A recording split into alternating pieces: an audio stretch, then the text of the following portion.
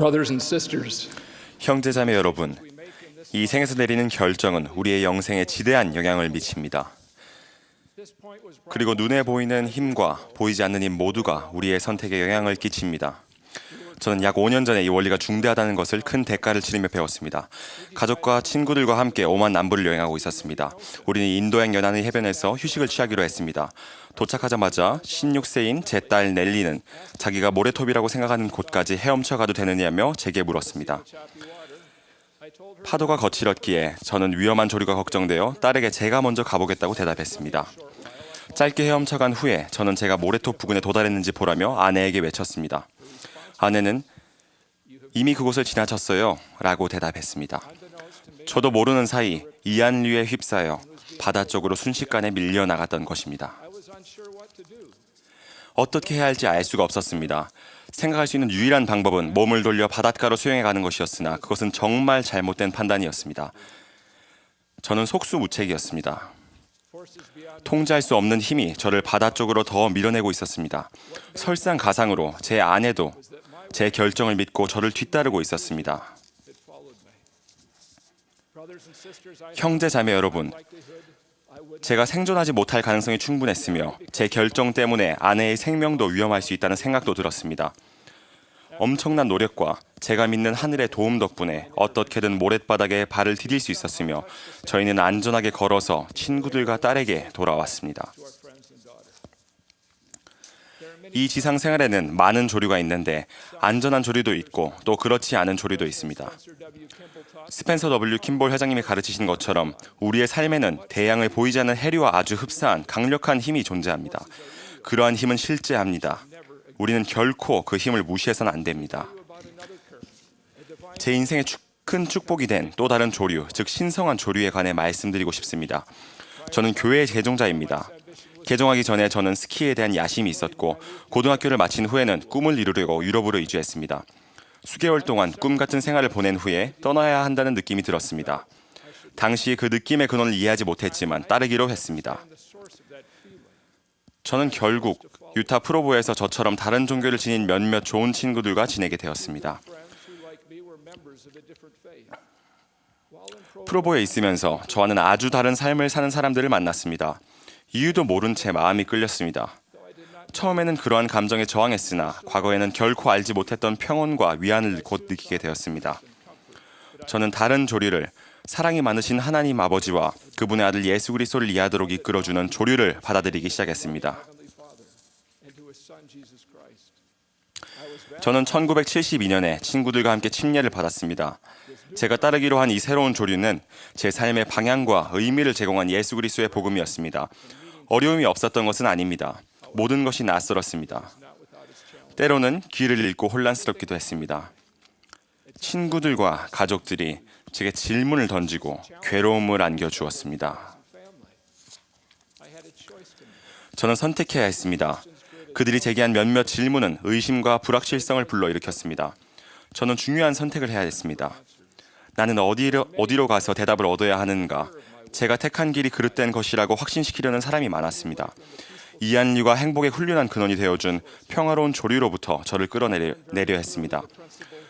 저는 모든 것에 반대되는 것이 있다는 원리와 다른 사람에게 휘둘려 제 선택 의지를 저버리지 않고 저 스스로 행하는 것의 중요성을 아주 분명하게 배웠습니다.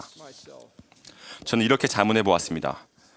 왜 내가 이렇게 큰 위안을 주는 것에서 돌아서야 하는 거지? 주님께서는 내가 그 일에 대하여 내 생각에 평강을 말하지 아니하더냐 라는 말씀을 올리버 카우드리에게 상기시켜 주셨습니다. 저도 그와 비슷한 경험을 했습니다. 그래서 저는 더 굳게 다짐하면서 사랑이 많으신 하나님 아버지와 경전과 신뢰할 수 있는 친구들에게로 돌아갔습니다. 그러나 아직도 제가 답할 수 없는 질문이 많았습니다. 그 질문들이 불러오는 불확실성을 어떻게 다뤄야 할까? 저는 그것들이 제 인생의 자리엔 평화와 행복을 파괴하지 못하도록 어느 정도 시간을 두고 주님께서 적절한 시기에 모든 것을 계시해 주시리라 믿으며 그 질문들을 잊기로 했습니다. 저는 주님께서 선지자 조셉에게 하신 다음 말씀에서 위안을 얻었습니다. 보라, 너희는 지금 어린아이라.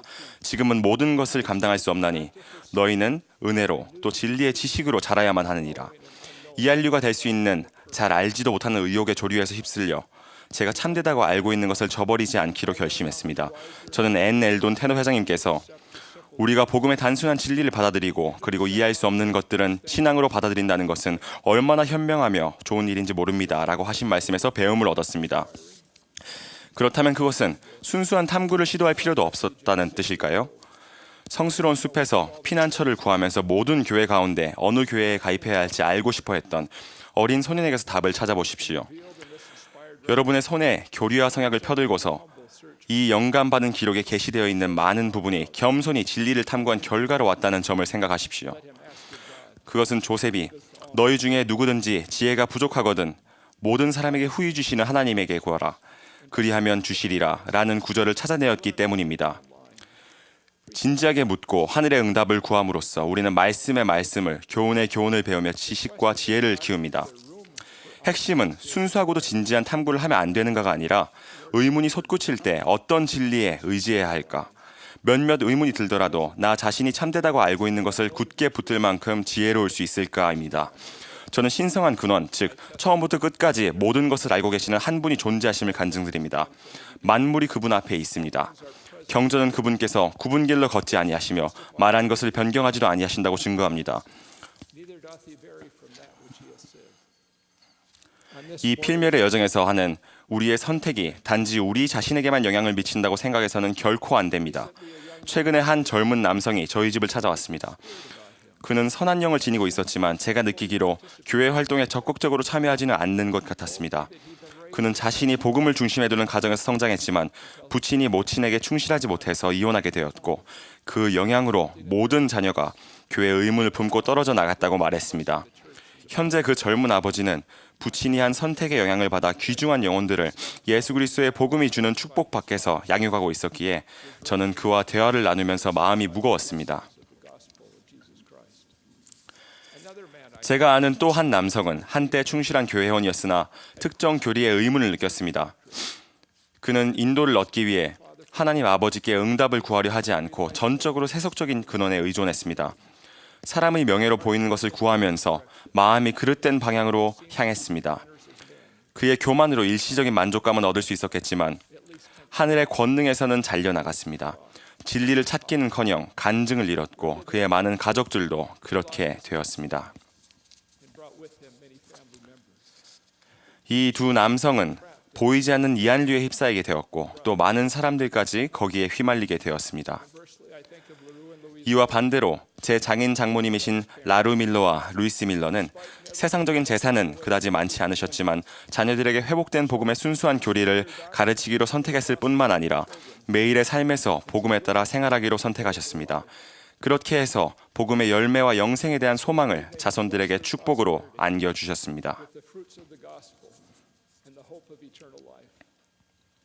그분들은 가정에서 신권이 존중받고 사랑과 조화가 흘러넘치며 복음 원리가 삶을 인도하는 본보기를 보이셨습니다. 장인 장모님은 함께 나란히 예수 그리스도의 모범에 따라 살아간다는 것이 무엇을 의미하는지를 몸소 보여주셨습니다. 그분들의 자녀들은 평화와 행복을 가져다주는 삶의 조류가 어떤 것인지 명확히 볼 수 있었으며 그것을 순순히 따랐습니다. 킴볼 회장님은 우리가 의로운 삶의 목표를 향해 꾸준히 흐르는 해류를 만든다면 우리 자신과 자녀들은 고난, 실망, 그리고 유혹 등의 역풍에도 굴하지 않고 앞으로 전진하게 될 것이라고 가르쳤습니다. 우리의 선택이 중요합니까? 그 선택의 영향은 우리에게만 국한됩니까? 회복된 복음이란 영원한 조류 속에서 굳건하게 우리의 경로를 잘 잡고 있습니까? 때때로 저는 두려웠던 그 장면을 떠올립니다. 만약 그 9월의 어느 날 인도양의 해변에서 휴식을 취하던 제가 제 딸 넬리에게 그래 가서 모래톱까지 수영해 보렴 하고 말했거나 넬리가 저를 따라 수영하다 돌아오지 못했다면 어떻게 되었을까요? 제가 보인 행동의 결과로 딸 아이가 이한류에 휩싸여 바다로 멀리 나가 결코 돌아오지 못했다는 것을 자책하면서 살아가야 했다면 어땠을까요? 우리가 따르기로 선택하는 조류들은 중요합니까? 우리의 모범은 중요합니까? 하나님 아버지께서는 우리의 선택을 이끌어주는 신성한 은사인 성신을 우리에게 축복으로 주셨습니다. 우리가 그것을 받기에 합당하게 생활하면 영감과 계시를 주시겠다고 하나님은 약속하셨습니다. 그 신성한 은사를 잘 활용하시도록 당부하며 선택을 할 때 나는 이 결정을 예수 그리스도의 복음에 철저히 기반하여 내렸는가 하고 자문하면서 검증해 보시기 바랍니다. 여러분과 여러분이 사랑하는 사람들을 위해 하나님 아버지의 계획에 마련되어 있는 영원한 축복을 받을 수 있도록 크든 작든 조정이 필요하다면 무엇이든 그렇게 하시도록 권고합니다. 예수 그리스도께서는 우리의 구주이자 구속주이십니다.